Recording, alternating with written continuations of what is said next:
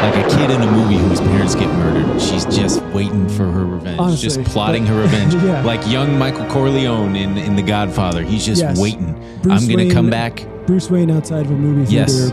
but Jeff Bezos shanked her dad. She's not afraid of bats. She's afraid of... Junk fees. Yeah, she's afraid of junk fees.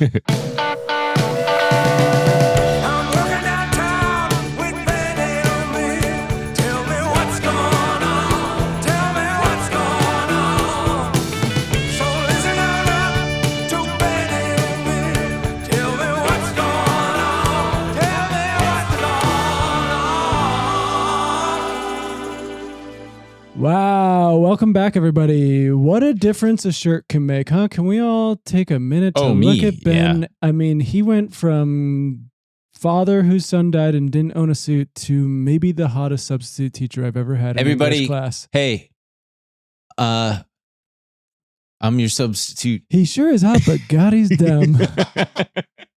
Didn't even get a sentence out. Mr. Kahn, what are we going to be learning today? A little bit of history.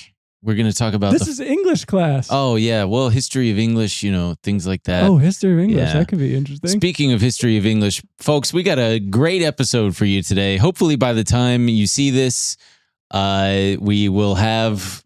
Honestly, I think by the time if you're watching the day this drops, I don't think. Yeah, probably, yeah. But we've got some... But it is election day. Yeah, I threw out my sticker. Yeah. Whoa. Oh, sorry. For a minute there, I thought we were having an earthquake, but we're not.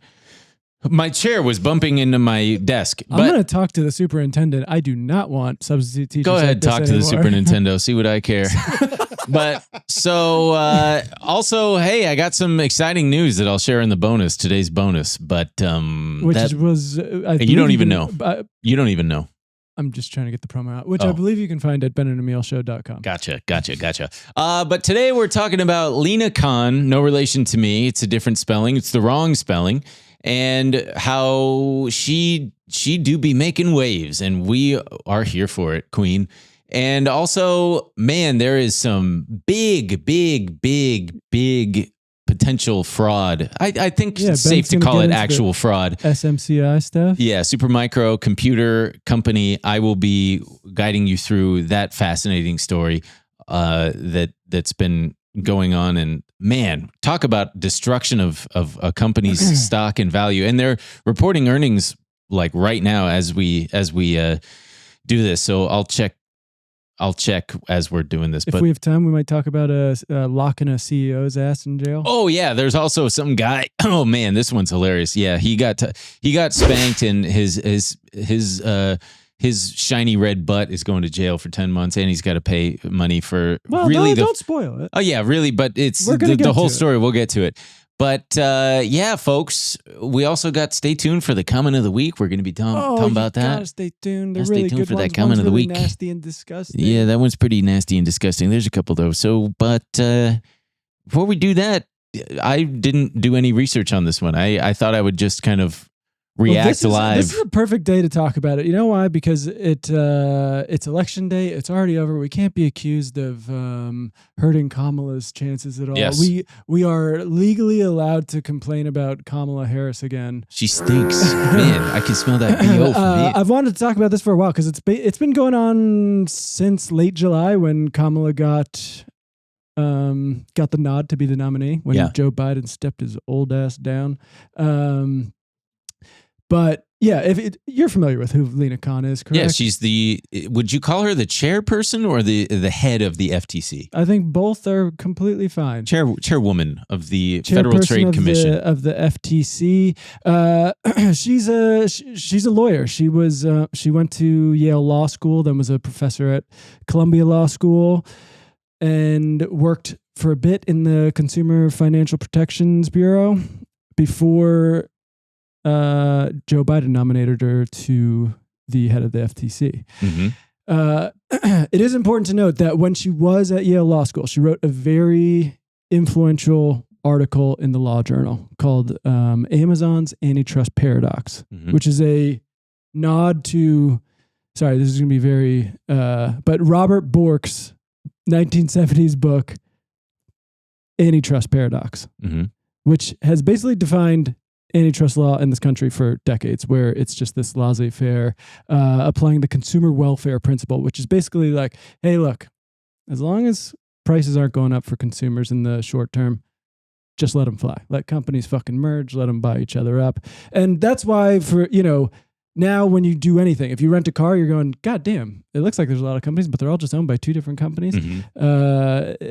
Anything. Uber, it's like, damn, they own Postmates and DoorDash owns Caviar. It's all just the same fucking thing. So what was the paradox that he spoke of? The paradox? You said the antitrust paradox. Yeah, that's what he calls it. It's that you don't need to look at the actual corporate power. You just need to look at how it affects consumers. And if it's not making prices go up in the short term, then it's completely fine. She argues that that's a completely backwards way of doing it. And so she was critical of this man. Big time. Gotcha.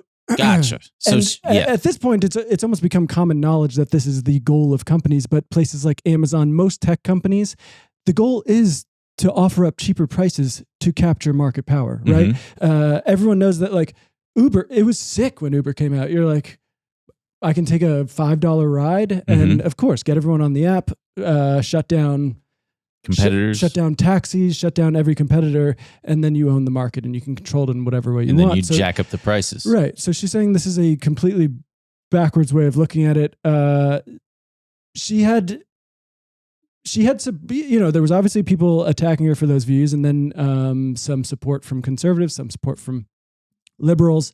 But when she got nominated, she was passed through pretty popularly. The Senate voted her through, I think it was 69 to 29. All right. Putting her in. Okay. So people, they seem to trust her. I think there was a lot of, there was excitement around it. And she gets in and she starts immediately enforcing the law. And if you don't know, the FTC, they have jurisdiction over antitrust and basically consumer protections in general. And you know what? Your friend Craig T. Nelson on Twitter had a very good way of putting it. I think it's because he quote tweets one of her tweets, and which she was talking about. As of today, FTC's final rule banning fake online reviews and testimonials has come into effect. If you encounter any of these prohibited practices, you can report them to the FTC. And he retweets it and says, one of the reasons I like what Lina Kahn is doing at the FTC is that as a very dumb guy, I can still clearly understand the value of it all. Like, hey, here's a thing you encounter a lot in real life that sucks. We made it illegal. That's cool, in my opinion. That is cool. It is very much, we're going to run through some of these things. It feels like she's dedicated her life to, every time you see in the news, like a thing a company's doing, you go, what? That's fucking legal? It's usually not. And they're trying to enforce rules to make these things go away. She sounds like she was once given the short end of the stick by a company and just swore, just like a kid in a movie whose parents get murdered. She's just waiting for her revenge. Honestly, just plotting her revenge. Yeah. Like young Michael Corleone in The Godfather. He's just waiting. I'm going to come back. Bruce Wayne outside of a movie theater, but Jeff Bezos shanked her dad. And she's not afraid of bats. She's afraid of junk fees. Yeah, she's afraid of junk fees. So she's junk fee woman. But yeah, so immediately she starts doing shit. She's pursuing lawsuits against companies to lower drug prices, including insulin and inhalers. Man, if I'm a CEO, I'm pissed. Blocking mergers like NVIDIA purchasing ARM Holdings, the British semiconductor company, in 2022. And then it's crackdowns on deceptive junk fees, restoring the right to repair, all things just like widely popular. People are, the new click to cancel rules. We love that. Yeah, where you have to be able to get out of your contract as easy as it was to get in. Yeah. Filing suit against, which we talked about on the show, filing suit against Amazon for their enrolling customers in Amazon Prime subscriptions and making it exceedingly difficult to cancel through its Project Iliad. It just goes on and on. Ordering Credit Karma to pay $3 million to users after the company used dark patterns to misrepresent the consumers were pre-approved for credit card offers and harmed their credit scores. Oh man, I always recommended Credit Karma too. Shit. sued retail giant Walmart for facilitating money transfer fraud that cost consumers at least $197 million, possibly as much as $1.3 billion. Did she go after Wells Fargo too for their deceptive, or was she not in office appointed by that time? That's a good question. I don't know exactly. I don't think she was. I was just pulling some highlights where I'm like, God, these are all just like no-brainers. And then there was a series of mergers they deemed illegal. Lockheed Martin trying to take over independent American rocket manufacturer firm, NVIDIA and ARM, Berkshire Hathaway trying to purchase Questar Pipeline, Sportsman Warehouse trying to take over Great Outdoors Group, on and on and on. Hey gang, we got to take a quick break to thank a sponsor of today's show. We are both users of this product. It's called Rocket Money. And let me tell you a little bit of why I enjoy some Rocket Money. You know, a little while back, I'm going through my credit card statement and I'm looking at all these dang subscriptions that I've got and I'm thinking, what the heck are all these things? I don't remember signing up for this and that and the other thing. And turns out I had forgotten. And that's a very normal experience that a lot of you, I'm sure, can identify with. So you know what I did? I just went over to my Rocket Money because I'm wondering what else is out there that I don't know about. Because I got multiple credit cards. I got things, subscriptions every which way. Sometimes you forget. Sometimes you don't know. Who can keep track? Who can keep track? You know who can keep track? Rocket Money. That's right. Rocket Money kept track. So I logged on there. It found all my subscriptions. I kept the ones that I wanted, and I nixed the ones that I didn't. And now I'm saving all kinds of cash. It's a really incredible service. All right, Rocket Money is the personal finance app that helps find and cancel your unwanted subscriptions, monitors your spending, helps lower your bills so you can grow your savings. It's got, over 5 million users have saved a total of, get this? How much? $500 million Wow. in canceled subscriptions, saving members up to $740 a year when using all the app's features. It's great. You can see all your subscriptions in one place. You know exactly where your money's going. And for any that you don't want, you don't have to go do it yourself. Rocket Money can even help you cancel your unwanted subscriptions with a few taps. So stop wasting money on things you don't use. Cancel those unwanted subscriptions by going to rocketmoney.com/BAES. That's rocketmoney.com/BAES. rocketmoney.com/BAES. Love it. Like it. Want some more of it. Yeah, so she immediately starts doing all these very popular things. And honestly, as someone who's very critical of Joe Biden from the beginning, he did, it was between Lina Kahn, Jonathan Cantor at the Department of Justice, heading their antitrust division. Rohit Chopra, I believe it is. Wow, dude, you fucked that up. Is that not how you say it? I have no idea, but it sounds fucked up. Rohit Chopra? How would you say it? ROHIT? Go for it. Rohit Chopra. Go for it. Oh, she's Italian. Rohit Chopra. Chopra. Go on. I didn't know she was Italian. Chopra. And to a certain extent, Gary Gensler at the SEC, who's, drawn the ire of every crypto person. Oh, yeah. They all hate him. They hate his ass. Yeah. They hate a lot of these people. But Lina Kahn in particular has obviously, from these things I'm listing off, has not made a lot of friends in the business world. Which means to me, she's doing something right. Honestly, when you have this many billionaires talking about you. So when Harris gets the nod, immediately everyone starts going on CNN, CNBC, tweeting about it, about how they need to get rid of Lina Kahn. Lina Kahn. And the most disturbing part about this is these are Democratic donors, huge Democratic donors. The first and most vocal one in July was Reid Hoffman, co-founder of LinkedIn, billionaire. He said that Lina Kahn has been waging war on American business, which is, American business is waging war on the American people. Yeah, no kidding. And that Harris should replace her, just outright saying it. Other people were not as brave as Reid Hoffman was, and doing a lot of anonymous leaking stuff to the New York Times, saying that they need to get rid of her. Barry Diller, the Expedia founder, came right out and told Bloomberg that they need to get rid of Kahn. And then ever since then, it's just anytime someone goes on CNBC, they ask them, what do you think should happen with Lina Kahn?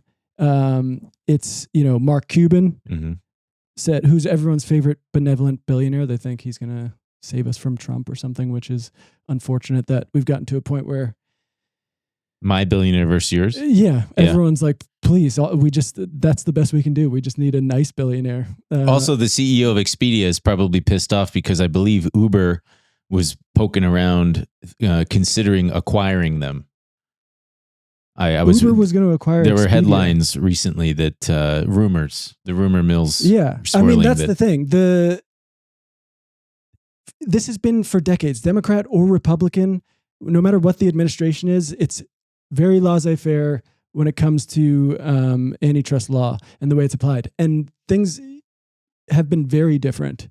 And there's been a childish response from the business community. Where Elon Musk even tweeted, she will be fired soon. Yeah, that was just a few days ago. No surprise there. Yeah, Jim Messina, who was a former Obama staffer, now a director of a crypto firm. Obama. Talking about how they need to get rid of her. Everyone wants this woman gone.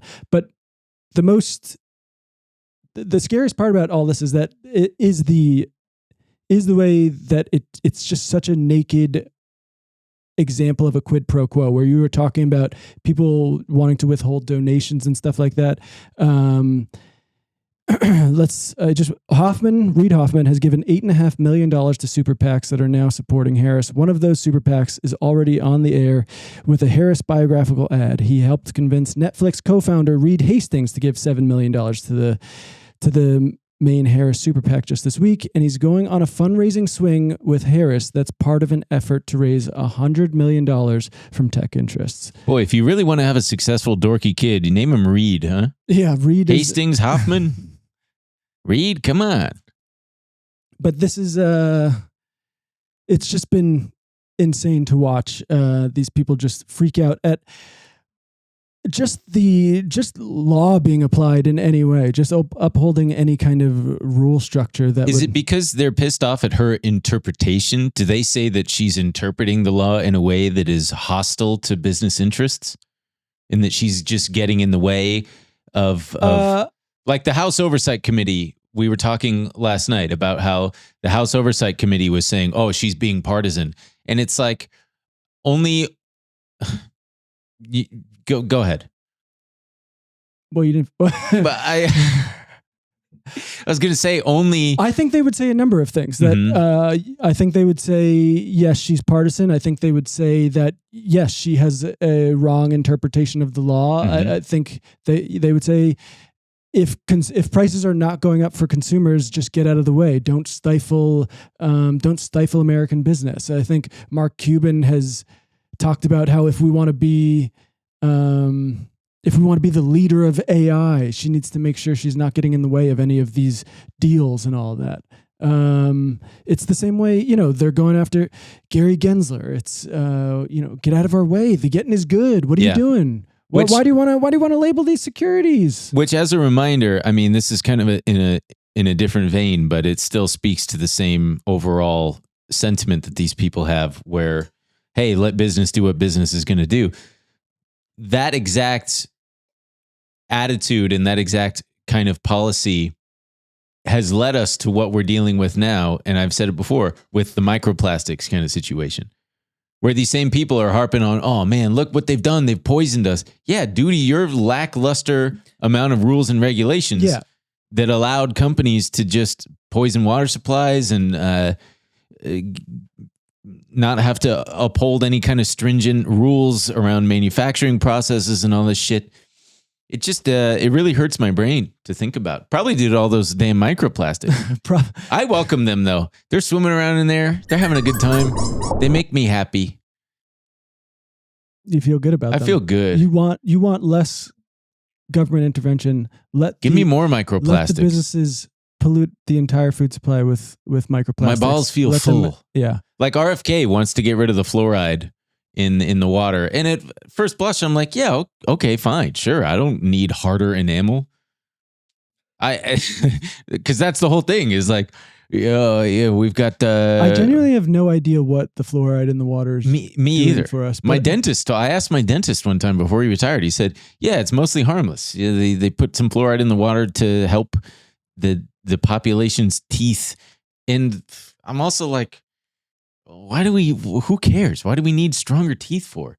What do we need a nation of people fucking give me a break?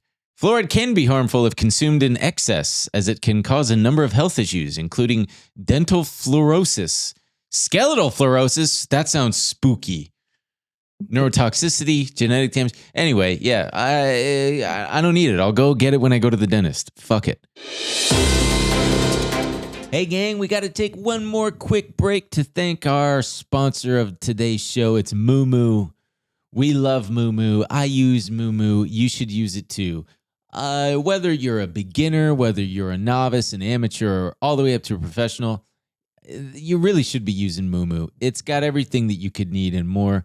My favorite things, you got great charting. You've got great news. I mean, news is everything. You got to be up to speed, up to snuff on news. And why are you going to go out and pay monthly subscriptions on some of these things? They're so expensive. And you know what, something? MooMoo's got it right there in the app for you anyway, for free. They got so many major news feeds funneled right through the app just for you. They've got options flow screeners so you can identify unusual options flow. There were some that I saw just the other day in Supermicro that we're going to be talking about this episode. There were some put options getting funneled into Supermicro, and then lo and behold, news comes out. You could have capitalized on that. I personally didn't because I was busy. But they got that, and if you're curious about learning how to trade, they've got paper trading. They've got low trading fees with zero commission on U.S. stocks, ETFs, and options. No minimum deposit requirement. Plus, if you sign up, you get a hefty bonus. Which if you've been watching for a while, you probably know about these. But if you're new, you're gonna be stoked on these welcome bonuses. The first one is the 8.1% APY cash sweep. Love that. Enroll and activate. You're gonna get an 8.1% APY for 3 months on invested cash. The second one, this is my favorite one, up to 15 free stocks. All right, you deposit $100 and you get 5 free stocks. Deposit $1,000 and you're getting 10 additional free stocks. We love it. And lastly, the transfer and bonus. You can get a 1.5% cash reward on your initial transfer amount up to $300. Juicy. Sign up for MooMoo. Go to the link in the description to see how. Thank you so much. Bye. Well, all that is to say, it's been very sad for me. It's unclear what's going to happen. Obviously, if Trump wins, she's gone. Lina Kahn's gone. The FTC is probably gone. if Trump wins. True. As soon as Elon Musk steps in with DOGE, the Department of Government Efficiency, all those things are gone. What do we need? What do we need people doing that for? What do we need people trying to step in and make sure you can cancel your subscription you don't want anymore? And also, the FTC has been very unfair to Trump. They've been very unfair. Yeah, they've been very unfair. But it's unclear what Kamala will do. She'll be the one thing going for Lina Kahn is the fact that even if Kamala wins, she's very fucked in that it seems almost certain that she'll lose the Senate. So if she wants to, she's going to have a very hard time, I think, bringing in her own personnel anyway, because it never used to be like this. But now with the way politics has become, whoever the opposing party is just going to want to obstruct anyway. Right. So if she's trying to nominate new people, she's going to have a really difficult time getting That's what's fun. I mean, we can all agree that that's probably the best part about American politics is that we don't have an ideology. We're just like, I'd like to make you look bad. Yeah. Oh, you won? That would be fun to me. You won? I'm just going to be a bitch to you the whole time. I'm going to be a bitch. But if Kamala steps on her own dick and makes the stupid decision of trying to oust Lina Kahn, don't let people fool you. They're going to say, well, she had to because she can't get Lina Kahn reconfirmed anyway. Lina Kahn doesn't have to be reconfirmed in the Senate. Ooh. So don't fall for any of this bullshit. There's one pretty cool thing that Lina Kahn is responsible for recently that everybody will appreciate, which is, you know how McDonald's ice cream machines are always broken? So the U.S. Copyright Office had... is it the right to repair? Yeah, the right to repair thing. Yeah. The U.S. Copyright Office had just announced this new exemption that grants small businesses and franchisees the right to repair certain machinery in their own shops. And that would include the ice cream machines that are in all 13,000 plus McDonald's locations.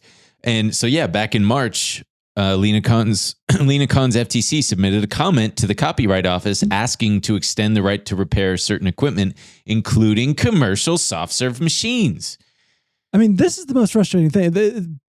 Business will act like the government is getting in the way of progress and all these things. But they, if they had their druthers, they would set up the economy in a way where they're like, you can't even fix your fucking machine. Yeah. There's this company, the ice cream machines I learned this the other day. They're made by this company called the Taylor Company. Great name for an ice cream company, by the way. It's not appealing at all. Taylor Company. I kind of like it. It's classic. No, man. Give me something like the Ice Cream Company. The machine's broken again? Call up Taylor. Taylor Company. And since 1956, only they could legally repair. Taylor Company could be the only ones that could legally repair Taylor Company machines because they had licensed technicians. And if anybody without that license tried to repair one of their machines, it would void the warranty. Just like how it used to be the case before you had Apple, like third-party repair shops. If you tried to do it yourself, voids the warranty. And so the FTC said, hey, this ice cream machine rule kills competition for replacement parts and for technicians. And it seems like, just like you were saying earlier, she paid attention to the complaints. She's paying attention. She's got her ear to the ground and her nose to the grindstone. I would say so. Both of those things? Yeah. Definitely. Man, I would not want my nose. I think that's the most frustrating thing. Like, they are these extremely simple things where you just go, why does our country work like that? Yeah. And the minute someone's like, well, it doesn't have to, billionaires are like, we'll fucking kill you. Yeah, we'll kill you, bitch. Don't. Even I think it's unsuccessful at the moment because they passed a rule about non-competes. You might have heard about how they were trying to get rid of non-competes. Which, yes. I think they crunched the numbers, and it's the amount it costs American workers every year is like in the billions of dollars.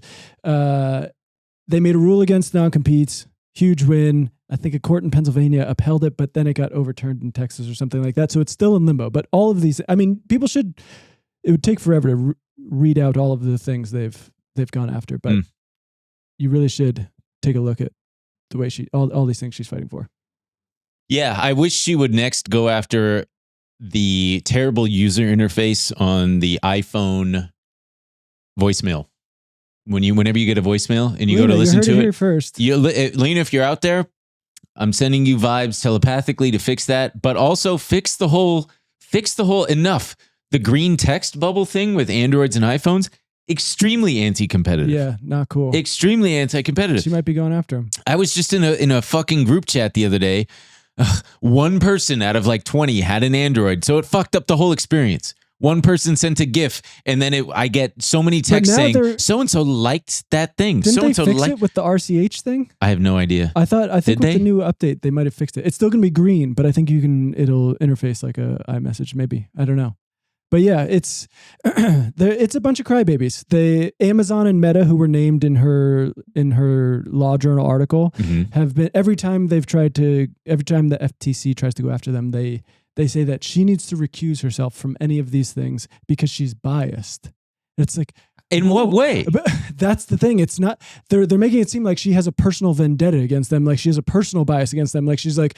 As if she ordered something on Amazon and was like complaining online like this company sucks. She just has an analysis of the law that is unfavorable to them because they are clearly operating in monopolistic and like illegal anti-competitive ways. That's extremely frustrating and funny. They've made a big stink about her even being allowed to be on some of these actions. I don't understand. I mean, I do, I guess, but some of these companies, it would probably benefit them to be broken up and sold off for parts. And like if Amazon, what's their cloud service? AWS. If Amazon Web Services was spun off into its own entity. Oh, dude, hard agree. It would be, I mean, it's already a cash cow. It prints money. Yeah. I think they're the second. I think Microsoft has the most servers. Then it's Amazon. Then it's Google. then it's Apple hardly has any. I saw Dude, step your like game up, hardly Apple. fucking any. Ben's been looking at the data. Not good. It's also crazy to think. I was looking at that. There was a chart. Amazon has 1.5 million servers. Google has 900,000 servers. Oh, Meta, that's the other one. Yeah, Meta is also one of the ones with a huge amount of servers. But like, what was the internet like before Amazon Web Services? Like, because that's where most of the internet lives now. It was just Crazy Frog all the time. What was that? Is that what it's called? Crazy Frog? It's just mini clip games and... Man, the internet really was a different place. It was such I a don't magical... recognize this place. I want to go home. I want to go back. Yeah. Well, we do wish her Godspeed. Was there anything else you wanted to add? I just wanted to talk about it now that it's we're in a safe place to talk about. And I hope if Kamala wins, she does the right thing. Calm of La Harris. Yeah, that's what I'd be calling her. Well, so let's shift gears, shall we, Trump folks? Wins, He's clicking a firearm. He's cocking I actually didn't cock it. firearm. I thought better because I saw what they did to Mickey Rourke, and I don't want the Secret Service. What they did? Oh yeah. Oh, we got such a fucking great bonus, you guys. You have no idea. So this is one of my favorite stories of the last several weeks because it involves a little bit of classic Chinese accounting. I'll just let that simmer. I'll let that simmer for a second. Is Ben racist? No, because here's the thing. This is a well-known truth. If you say something about driving, I'm gonna be pissed. What would I say about driving? It has to do with China. I don't know. Chinese this is a well-known truth. For Chinese companies that are listed in the United States, there has long been a trust issue. Chinese companies have not been known to be trustworthy in their bookkeeping and in their accounting and their reporting of their balance sheets and whatnot. Is that not a bit of xenophobia, or is that no? It is a cultural. Because I don't know if American business has been the most. No, but it's the fact that America, because I mean, companies still do it in America, absolutely. Sure. But it is, if you look at some of the numbers on some of these companies, like, can you just Google BQ key statistics? So this is a company that's like the Chinese version of Chewy, right?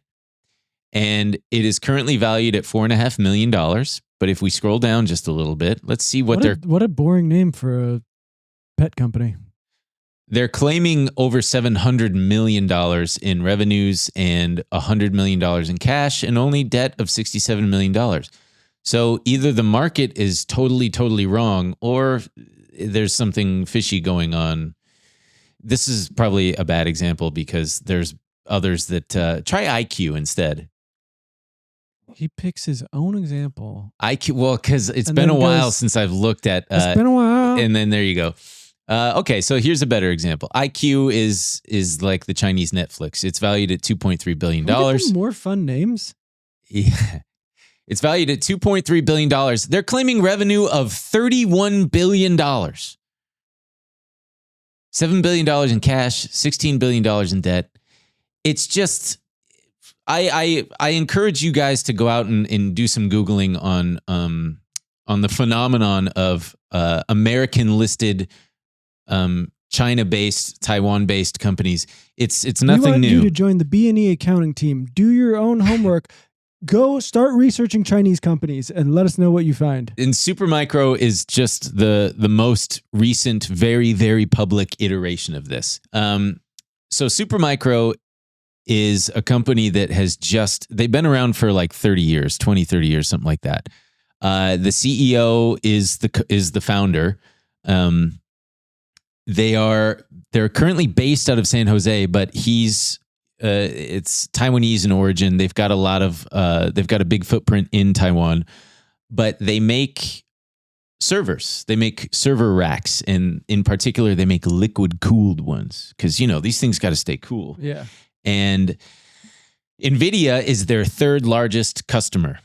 They build out these NVIDIA-based server clusters for AI and large language models and shit. And NVIDIA is their biggest client.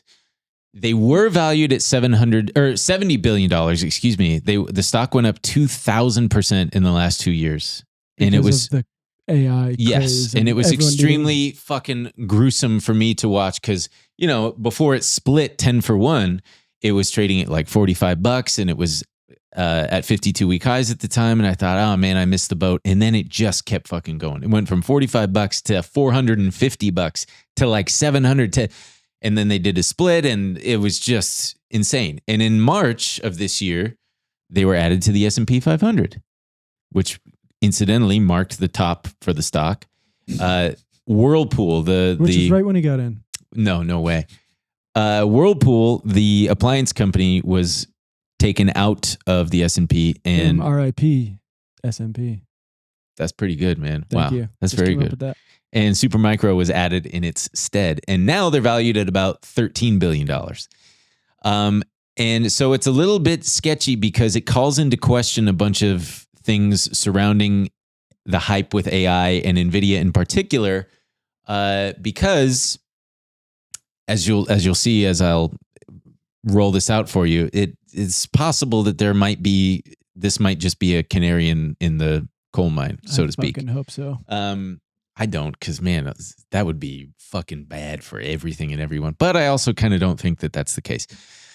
So you don't think that that there's an AI bubble at all? I think that there is, but I think the fact that Meta, Google, Microsoft, all these other hyperscalers, as they're called, have bet their entire... No, it's that they're openly talking about, hey, we are buying as many NVIDIA chips as possible. So it speaks to the fact that NVIDIA's numbers are actually legitimate. Yeah, but because if they weren't, it would be like, okay, then what the fuck is NVIDIA getting at here? Who are they selling to? But all these other big companies are corroborating what they're telling us. But Supermicro is kind of a... But that doesn't necessarily... I mean, whatever, we can talk about it. Yeah, I mean, I agree with you that... They might still be making a bet that doesn't pay off. Exactly. Overspending for sure. Which but I do think is the case. Whether or not those numbers are legitimate, I think it's safe to say it's majority legitimate. Yeah. Except for when it comes to Supermicro. Because of the Chinese accountant. Well, allow me to explain. So Hindenburg, who we know and love, sort of, they published a report in August alleging all sorts of things. They're alleging accounting fraud, corporate governance issues, and they had a 3-month-long investigation. They said that they interviewed former senior employees, industry experts, salespeople who worked there. They were looking at records, customs records, and they found all sorts of glaring accounting red flags, export control failures, customer issues.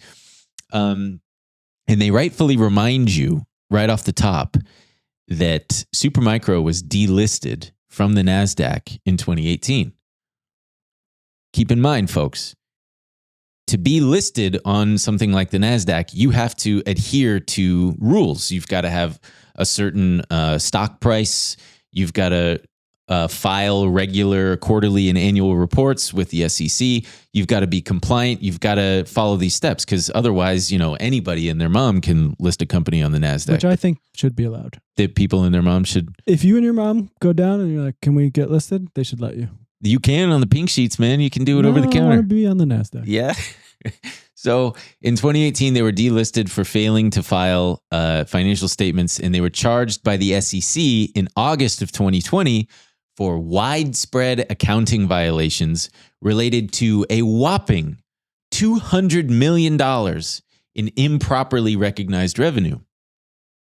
They understated expenses. So they did all of this stuff just to juice their numbers, make their margins look better than perhaps they actually were. So that's fishy. And what's especially funny to me is less than 3 months after that, they also had to pay a $17.5 million fine. Less than 3 months after that, they started to rehire pretty much all the executives associated with and in charge of overseeing all of that exact fraud. So they did not learn a single lesson. This just sounds like an American company to me, to be honest. They are very much not. I understand that, but True. Yeah. But an American company, I feel like, would take their lashing and be like, okay, yeah, we done fucked up. Let's try it. Especially because they are so in demand. They didn't need to be doing all this shit. You had Jensen Huang being like, Supermicro does the best out of everybody. That's why we're partnered with them. It's like, why do you need to juice the numbers just a little bit extra, dude? So according, that's the whole game. Yeah, I guess. So part of the allegations that Hindenburg is putting forth is that their sales team is doing channel stuffing. So basically, leading up to and into the end of every quarter, they're just pushing out as much shit as they can to their distributors. Partial orders that contain faulty parts and shit, so that when customers actually receive them, it's like, it doesn't matter because we've already recognized that revenue for these faulty things. They've got 3 of their senior employees that were rehired were a member of the board of directors, a consultant close to the CEO, and a vice president of business development. Also, one of the board of directors is the CEO's wife, which is not kosher for having an independent board. That's not cool. At the B&E show, we are pro-wife. So We are very much pro-wife, but not... For me, kosher. Yeah. You should be able to give your wife a job if you want to. Yeah, on the board of directors? Sure. Where else am I going to put her? The NASDAQ is very anti-wife in that regard, then. Which is fucked up. Yeah. Let me and my mom come in and get my wife a job. So, very good. They also had questionable related party suppliers, right? Ablecom and CompuWare are 2 such examples because they're controlled by the CEO's brothers. Which on the face of it, okay, so what? This Ablecom and CompuWare are controlled by the CEO's brothers. What's the big problem? Well, the problem is that Supermicro provides Ablecom and CompuWare with components. Ablecom and CompuWare take those components, they put them together, and they sell them back to Supermicro. That's a problem. What the fuck's going on there? 99% of those, according to Hindenburg also, 99% of the exports to the United States done by Ablecom and CompuWare were to Supermicro. So 99% of their business is just Supermicro. Then you got the CEO's youngest brother, who owns 2 companies that make server components. They operate out of the Supermicro technology park in Taiwan. And they didn't disclose that. Like, that's a huge thing. They haven't disclosed any kind of transactions with them, so it's just very fishy. Like, if I'm the CEO of fucking Supermicro and we have our technology park, and my youngest brother runs a company based out of that very technology park that makes components, and I don't disclose that, that's a red flag. We're now anti-mom, anti-wife, anti-brother. I'm keeping track. This is fucked. Yeah. Okay, so my brother can't even work in the technology park with me? Ridiculous. You can if you disclose it, because you got to make sure that... We're not disclosing shit, all right? Well, it's thicker than water, brother. Here's a big one also. They skirted United States government regulations and were providing vital computer parts to Russia after Russia's invasion of Ukraine. And they did so via all sorts of fucking back channel ways, including like Turkish shell companies and stuff. And one of the biggest things, Tesla was using them. Elon's XAI thing, DigitalOcean, and a bunch of other companies have now since distanced Tesla themselves. probably got them straight from Putin. You never know, man. But they've all switched from Supermicro to competitors. NVIDIA just the other day announced that they're going to be relying on some competitors just to step away and mitigate their own risk of supply chain issues. But so, right after this Hindenburg report drops, Supermicro delays the filing of their annual report, which is a huge red flag. Right after that report, they go, yeah, actually, we've got to delay our annual filing. That's not good. We're going to have to go over some of these numbers again, actually. When a fucking multi-billion-dollar company that's been added to the S&P 500 has to delay a crucial annual filing like that, huge red flag. The market reacted accordingly and the stock dropped 28%. Then, as if things weren't bad enough, the NASDAQ warned them that if they fail to provide an audited compliance plan by November 16th, they will be delisted from the NASDAQ once again. And then to add insult to injury, the Department of Justice is in the early stages of investigating them for some shit. Oh, and the biggest thing. It's my favorite. Big, fat, fucking red flag. Last week, the stock dropped another 33% because their auditor resigned. Ernst & Young, one of the big four. Yeah. That's as big a red. That's, folks, I cannot emphasize enough how big a red flag that is and how wildly interesting the fall from grace, the rise to prominence, the darling of Wall Street for the last 2 years has now given it all back and then some. That's why I'm getting in now. Because of some fucking accounting. I think they're going to come back. Let's see if they. I don't think that they reported just yet. Yep, the stock is down 10% after hours. You know why? Because their trust is eroded. Nobody can trust these. They need to get the CEO fired. They need an entirely new board of directors. They need full of wives. Just sister wives. Just wives. The all wife board of directors. Board? They need a new. It's going to be hard for them just to find a new auditor. Because clearly the Ernst & Young said it was, quote, unwilling to be associated with the financial statements prepared by management. That's pretty sick. That's their second auditor in 18 months. Also highly unusual. I would say get in now. Into Supermicro? They're going to come How back. much lower could it possibly go, right? Plus, remember in 2018 when they had to leave the NASDAQ? They're coming back, baby. They did come they back. Never stay down. There was a guy whose name I can't remember, who I was following on Twitter, and I really wish that I had listened. He was pounding the table on it back then. When they regained compliance, he was like, no, this company is crucial to the whole supply chain, yada, yada, yada. Dude made millions of dollars. That's why I got my whole shit locked up in it right now. Do you? Yeah. Once we start this... I'm pretty big in the channel stuffing community, if you know what I'm saying. Yeah? I don't know what you're saying. What are you saying? I'm just like on the message boards and in the... Stuffing channels. But yeah, I do remember one of the Chinese companies. My first experience with the Chinese company was a solar company called LDK Solar. And I remember looking at their numbers. Come up with one cool name. I dare you, China. Alibaba. Fuck. Yeah. Baidu. I got. Is Temu Chinese? Temu is Chinese. Temu is owned by Pinduoduo. Well, I like that. PDD is their stock ticker symbol. But so, what's my take? Butso. Hey, maybe that I could name the dog Butso. Come on. Butso. Butso? You know what's the worst dog name I've ever heard? What? Chonzo? No, Chonzo. That's a real name. And that's just a good one. Yeah, go on. I was living in Brooklyn at the dog park, and a lady is calling for her dog named Brooklyn. Obama. Brooklyn? Yeah. That's the thing with naming a dog is you every single name is going to remind you of something or someone. It's not. It does for me. It does for me. The name Jared? Subway. Yeah. Jared from Subway. Jeffrey? My uncle. Tommy. He's got nothing. Yeah, no, Tommy, I'm thinking, multiple things. Tommy Pickles, which is not bad. But then I have an ex whose husband is now named Greg. Just a bad dog name. All right. I wanted Susie. Susie? That's a female dog name. My dog is a boy. It doesn't matter. Oh, Susie's fine. I don't think of anything. Name your boy dog Susie. No, that's misgendering the dog.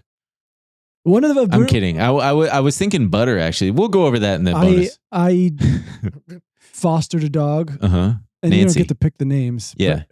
Her name was Honey. And that's a good name. It wasn't. I would take her on hikes and she would start getting, and I just looked like a man looking for my wife. Honey. Oh, yeah. Honey. Okay. Yeah, look, Honey. Google says that Susie is a feminine name and not typically used for boys. Yeah, but that's fine. That's true. All right, let's get back on track. Sorry. The fact that I think that the revenues are probably real in the case of Supermicro. Maybe there's some that are accounted for in sketchy ways. Again, they need to fix that. And the fact that they've done this more than once Means they're coming back, baby. No, it means that they Get in now. Fool me once, shame on me. Fool me twice, shame on Fool me twice. I missed out on the bottom again. But so, like I said here, the fact that they're NVIDIA's third largest customer makes it really, really, really questionable all around regarding the true scale of the demand for AI components and chips and all that stuff.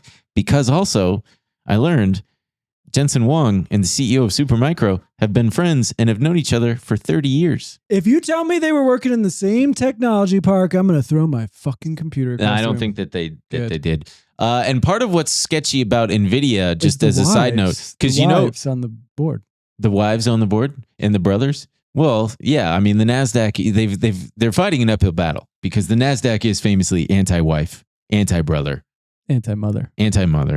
You can't have these things. Anti-woman and anti-brother. But NVIDIA is invested in a lot of private companies that are also their customers.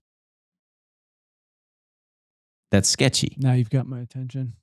Because as I was watching a thing the other night, there was a company in the early 2000s called Sun Microsystems. And I remember it well because it was one of the first stocks that I learned about because my dad owned shares in it.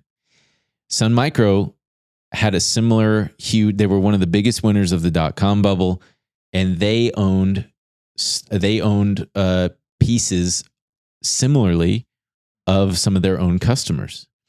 But then when those customers aren't, as the ebb and flow of business cycles takes its toll, those customers aren't doing as well. Well, Sun Microsystems' stake in that company doesn't do well. And then the whole thing, the whole symbiotic house of cards starts to kind of collapse and have holes poked in it. So, I was watching, I believe his name is Danny Moses. He's one of the Big Short guys. Was talking about this exact thing, pointing out how NVIDIA has these similar type of investments, and that there's been a lot of skeptics. That seems to, in my mind, that makes me think that lends more evidence towards it being a bubble. Yes, exactly. Yeah. Yes, as soon as because people we've even talked about on the show who seem very knowledgeable and smart, who are, it seems like best case scenario that a few companies are going to actually make it through this and have some kind of real, useful, profitable AI product.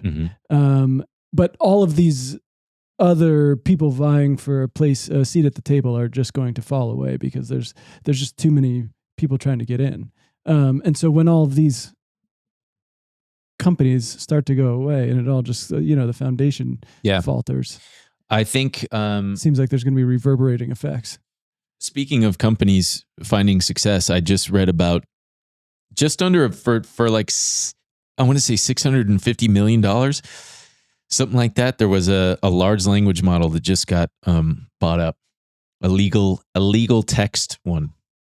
A legal or illegal? A legal, like a legal documents. Illegal text. Oh, it'd be cool LLM. if it was just a legal text. Like it's just the chatbot that is texting people stuff like illegally.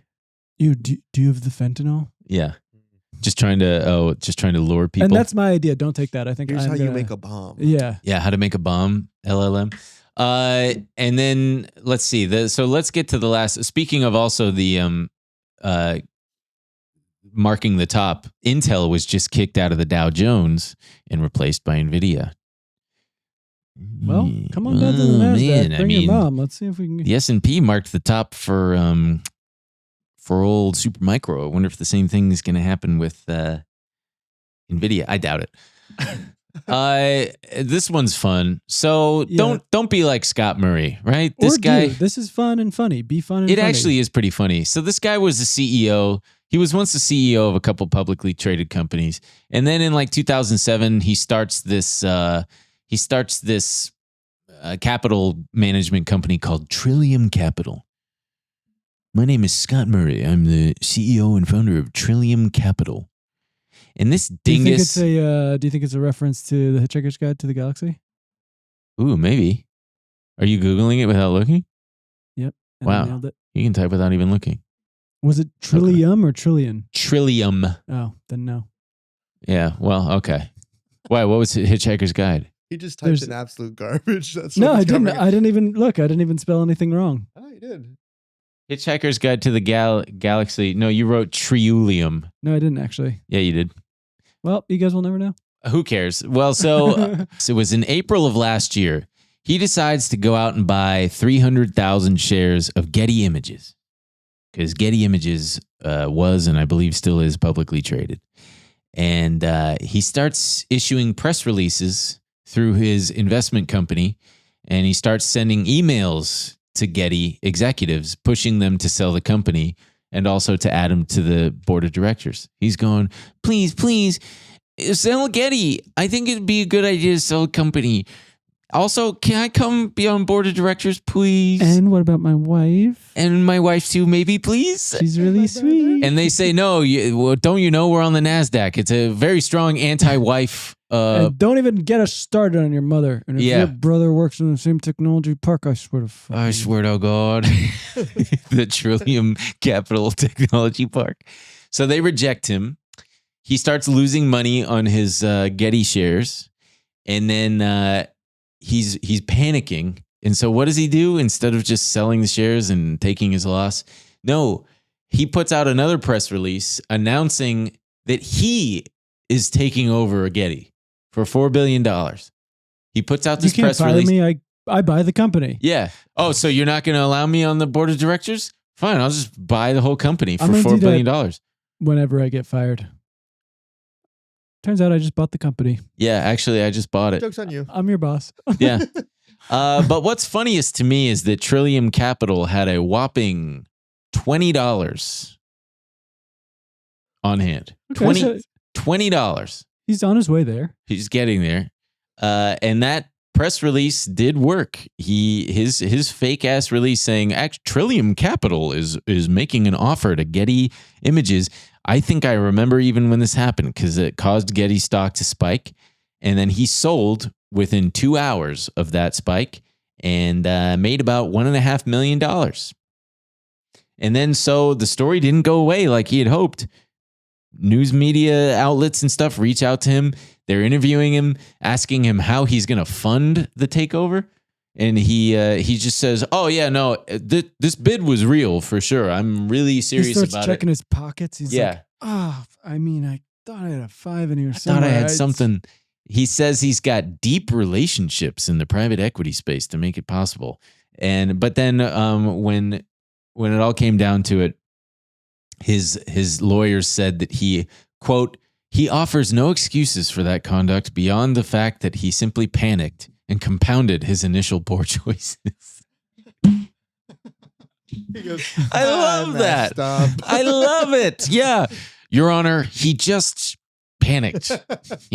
He made a bad choice and then it just compounded. That should be a defense. I think that's his defense. Well, it didn't work. Well, it did to the extent that he only got 10 months Sure. and had to pay like $250,000. Sure, but it should get you off. If I panic and then I'm playing catch up and trying to fix that panic. Sir, to be honest, sorry. Like the I'm sorry defense should be legally recognized. I fucked up. It's just so funny to me that like I can't imagine doing that where I bought, 100,000 shares of fucking Reddit and it starts going against me. So I'm like, oh shit, the Ben and Emil show is buying Reddit. We're making an offer to buy Reddit at $180 a share. And then that causes it to go up. And I'm like, whew, that worked.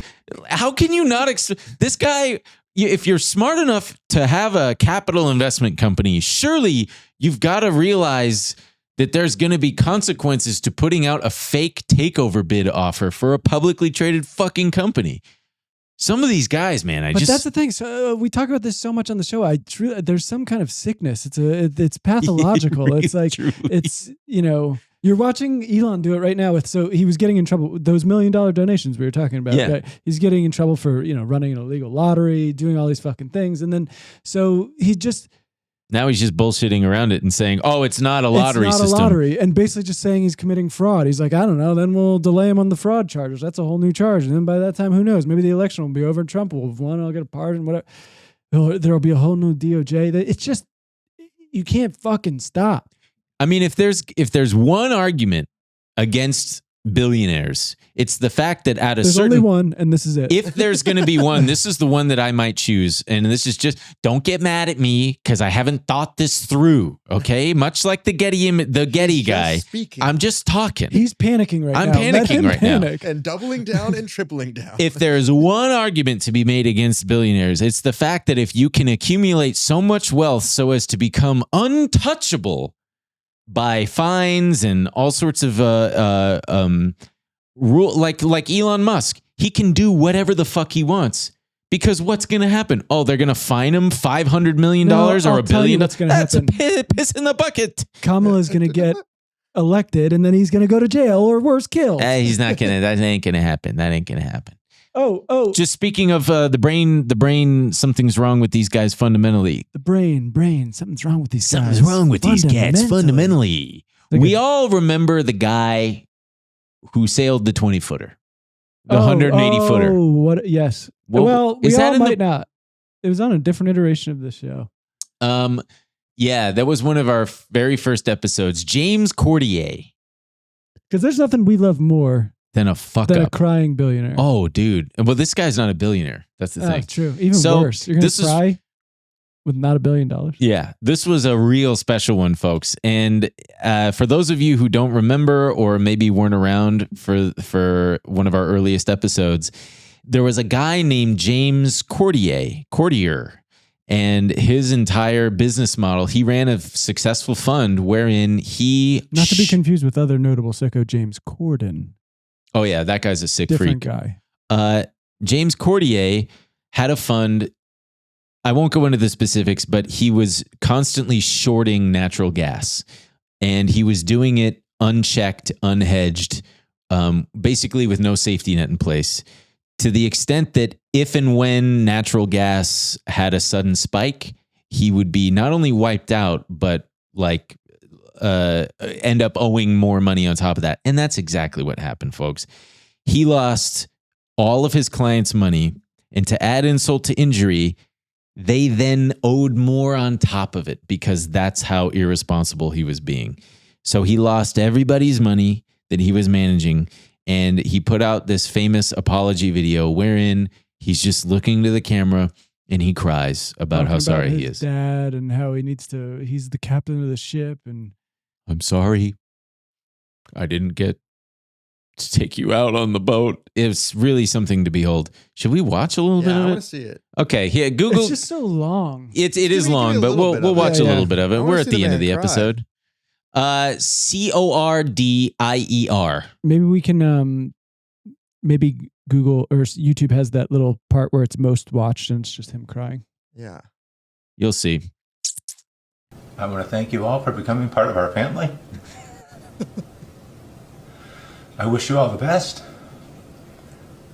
Because every morning when I woke up and I checked the markets, and my wonderful wife made us dinner, Oh my god. Here's and I took my laptop and sat it next to me Why is it next while I to was you? sipping a glass of wine, Why are you drinking wine when you're looking at because the I want to check on the markets and make sure that they were okay.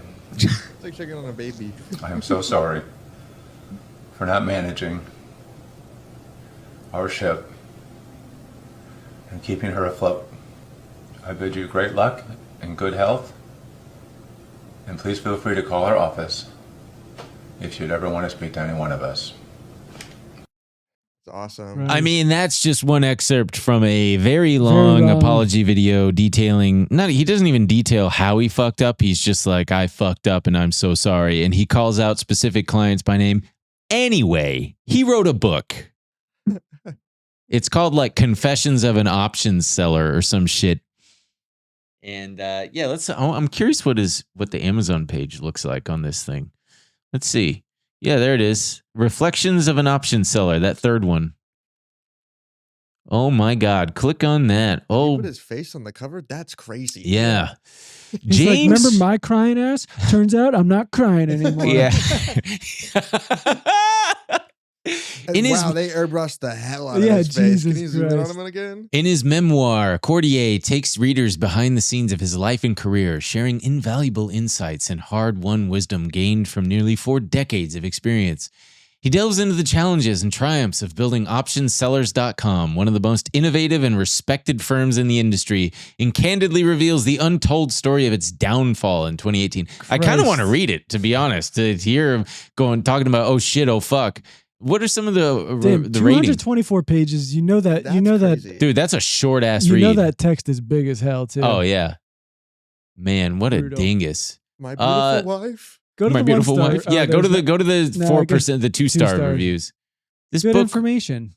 All right, should we just do the comments of the week? Yeah, let's do it. Why not? Shall we? We shall. First comments of the week, a bit disturbing. If you remember, I had a little bit of makeup on last week, and Tigris here says, "Can't help but imagine Emil just got done chowing on my hole and didn't have time to clean himself up." That's one of those ones you see on there that usually has no likes. For some reason, that one has 19 likes. Yeah. 19 likes and That a one's lot of likes. that's tough. Here's one from Jules and the Vibe. Emil is just a camp counselor desperately trying to wrangle the kid who refuses to take his ADD meds. I assume that I'm the one who is the kid who refuses to take his ADD meds. This one, we're gonna need some clarity. I want to kiss the cute one and kill the ugly one. That's by Pilgrim. Pilgrim, who's who? You know you're the cute one, dude. You think so? Everybody calls you the hot one. But you might be the cute one. And I don't maybe she know. really dislikes the way I look. We don't know what Pilgrim's gender is. It's true. Cancel him. Cancel him.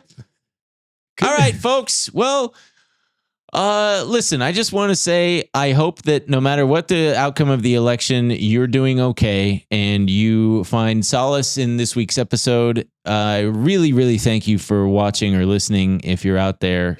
And for those of you who are in the know, I will see you at Tesla headquarters in Austin on Friday. this motherfucker call it Tesla. Anyway, we'll see you there. Oh, you're coming. Yeah. Good. I just cocked my invisible firearm. No, I didn't. I didn't do that. He didn't. He was playing with his hand. I was playing with my hand. Anyway, we'll see you next week, folks. Thank you so much. Bye. God bless and good night.